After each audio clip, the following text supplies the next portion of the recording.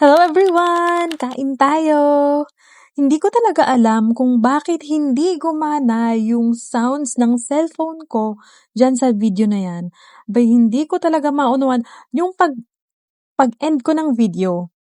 Pinakinggan ko, so pinanood ko habang kumakain pa ako kasi bumulos pa talaga ako dyan eh. At ayun na nga, walang sounds. Sabi ko, bakit ganon? Hinayaan ko na lang. Kaysa man ulitin ko din yung kain ko, di ba? So, ayun na lang. Sabi ko, i-edit ko na lang sa CapCut, mag-voice over na lang ako.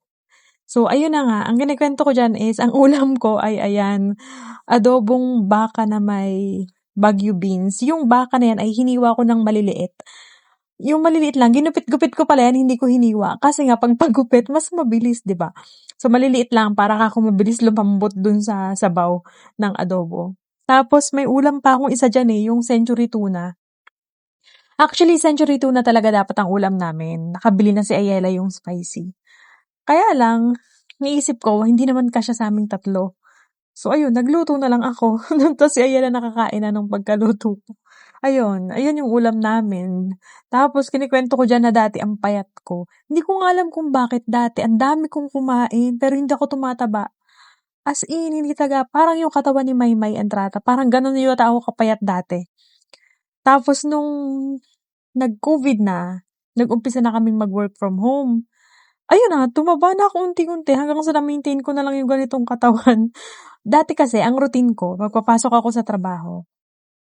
2 hours before ng shift ko, gigising na ako. Kunwari, papasok ako ng 10 p.m. o 10 ng gabi. Gigising na ako ng alas 8 o kaya mga 7:30 o 8. Tapos magpe-prepare na ako noon. Liligo na ako.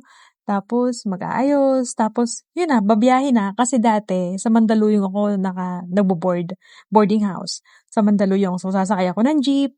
Tapos pagsakay ko ng jeep, sa show, sasakay ako ng MRT.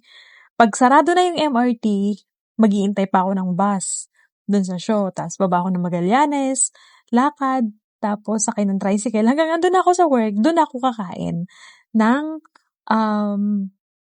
bago mag-duty. Kakain muna ako. Tapos ayun na, duty na. Ganon din yung routine ko pauwi sa umaga. Kaya siguro hindi ako pumapayat kasi pagod ako during that time. Mas maraming pagod. Unlike pag naka-work from home ako, di ba, kahit hindi ka na maligo, pwede ka nang mag-log in. O, di ba? Ganon. Less pagod. Tapos, nandun ka pa sa sarili mong bahay, nakakapagluto ka ng gusto mong ulam. Ganon. Kaya siguro din, tumaba ako nung naka-work from home na. Pero siguro, pag natapos na yung work from home namin, babalik na siguro ako sa dati, feeling ko. Sa tingin niyo ba? Anyways, yan nga palang baka na niluto ko ay binili ko sa palengke ng Lian. 'Di ba yung isdaan, pagtawid mo 'di ba lotohan. Tapos kahilera nun may nagtitinda ng frozen na mga karne.